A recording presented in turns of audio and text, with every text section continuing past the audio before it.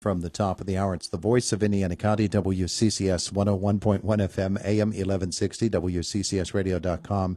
Chris Anderson is with us from White Township this morning, and the reason Chris wasn't here right on time is because I ran into some construction delays. That's probably a good place to start our report, huh? Oh, yeah. Some construction down on Wayne Avenue this morning. Had the road all blocked off there. Yeah, so if you're heading into town, that's basically between McDonald's and the Point, right? Yep.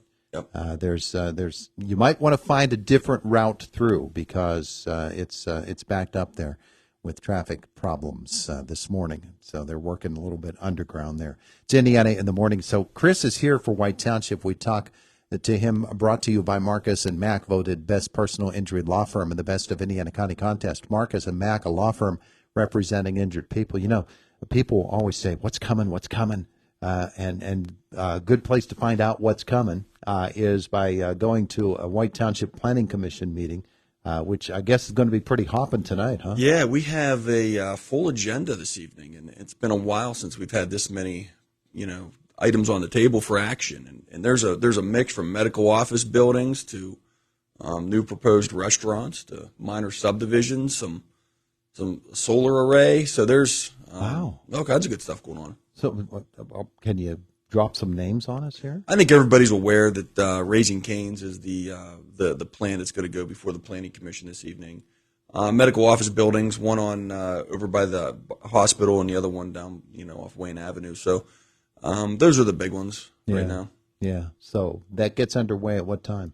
6:30 tonight at the Township office. Yeah, a lot of things going on there. My goodness. So a full agenda for those folks. Meanwhile, you've got things going on right now, and we're finally cleaning up from winter, hoping that all the snow was out of here as of yesterday, and we won't have to deal with it again. It's time to start sweeping up the streets, huh? I know. Let's hope for no more snow. So the street sweeper is out and about. Some people may have noticed this year, this winter season, that there's not a lot of the gravel on the road, not a lot of the anti-skid. So on some of these snow events, we did use mostly straight salt, and I think we had pretty good success this year. The roads aren't as, I'd say, dirty as they typically are in the past, so the street sweeping should go pretty smooth. Yeah. And also with some of this mild weather we've had over the last month or so, we've actually got out and did some cleanup on some country roads, looking at cleaning under some guide rail, looking at we did some ditch work, so. Certainly ahead of the curve this season already. A little spring cleaning never hurts anybody. No. And I know that you would join me in saying, if you look around beside our roadways, there's an awful lot of trash that people, I don't know why people would do that, but they do. And you wouldn't mind, just as I don't mind, if somebody gets out there with the garbage bags, and they're safe as they do it, but they help to pick up a little bit. Yeah.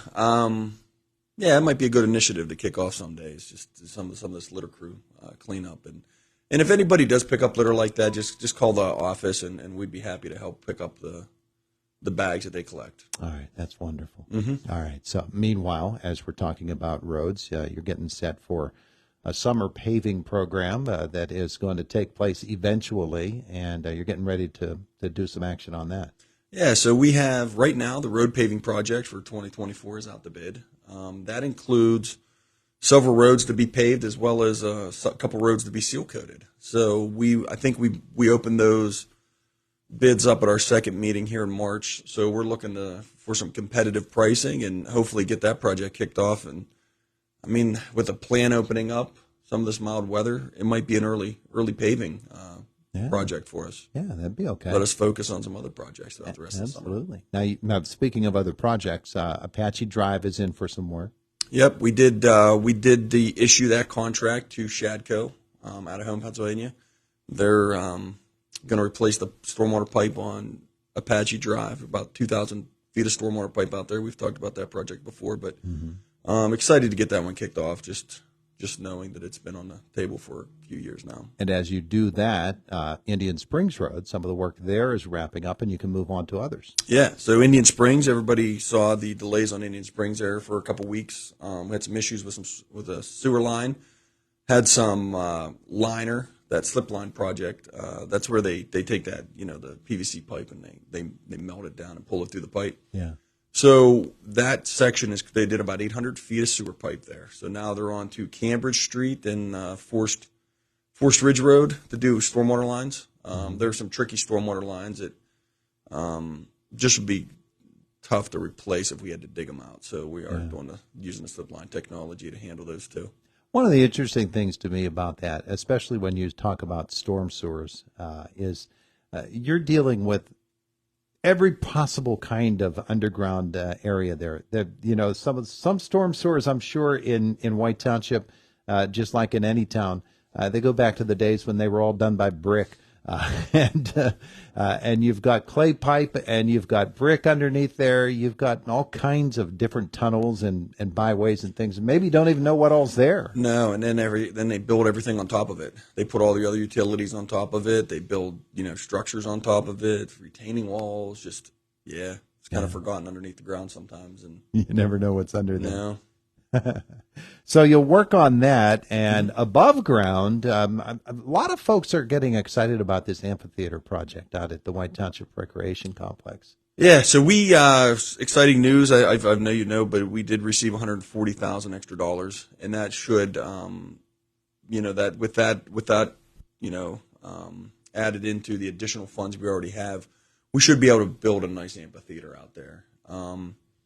We're looking here to have like an in-house staff meeting to kick that project off, and then hopefully get that project moving and in the works. We're doing some of the work ourselves, so you might see a little delay here and there, but we're hoping it moves smoothly. Yeah, well, you want to get it done right, Yep. And you also want to get it done in a cost-efficient manner. So if there's some work that you can do yourself, then obviously you're not paying somebody else to do it, and so that's just wise stewardship of funds there. It is. It's yep.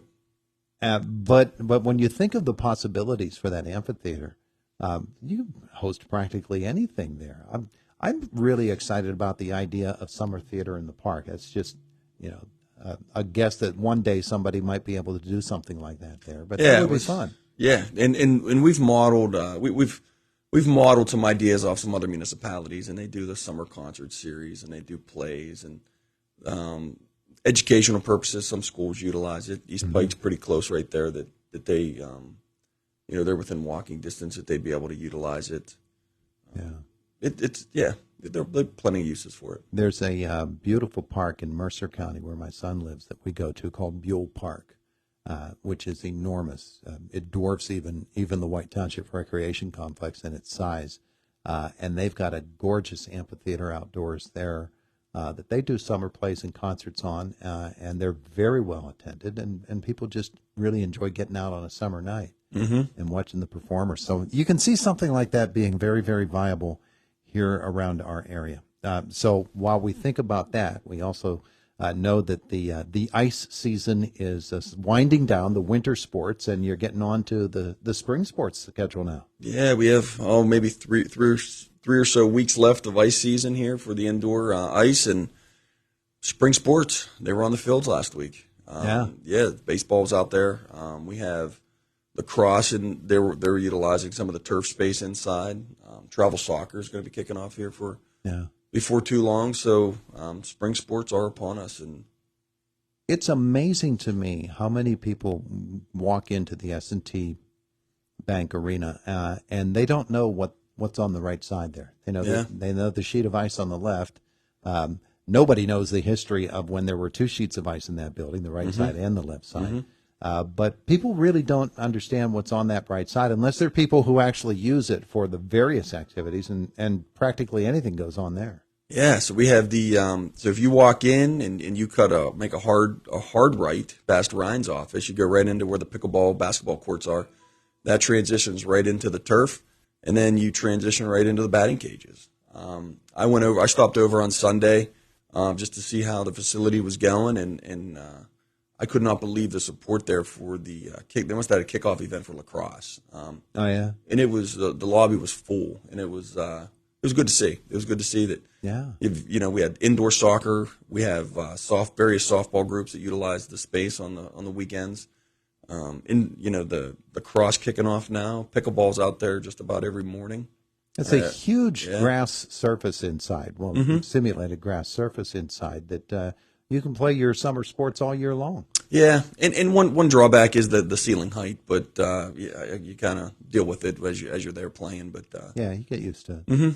Yeah, but it's a tremendous facility. it is. It's good. It's good space. And so folks can continue to use that down through the centuries as we keep the S&T Bank Arena going on. There's something else going on in White Township we want to talk about in our remaining moments, and that's the stewardship plan that folks can comment on right now. Yeah, so we're closing up public comment period here. I believe next Friday at 4 p.m. We've had quite a few comments so far. In the last maybe week or so, we've seen an influx here. So we did figure we'd get an influx of comments here right at the end of the public comment period. But if anybody wants to submit public comment, go to whitetownship.org, send an email to wtinfo@whitetownship.org. Just call the office. Any way you want to, you can submit a public comment, and we will pass it along to the stewardship committee. More comments, the better. That's right. You get to get the opinions of everybody. Well, that's a lot going on. There's tons going on. White Township, man, oh man, you get to the spring of the year and everybody gets active. Chris, thanks so much. Yeah, thanks for having me, Todd. It is the voice of Indiana County. It's WCCS 101.1 FM, AM 1160, and WCCSradio.com.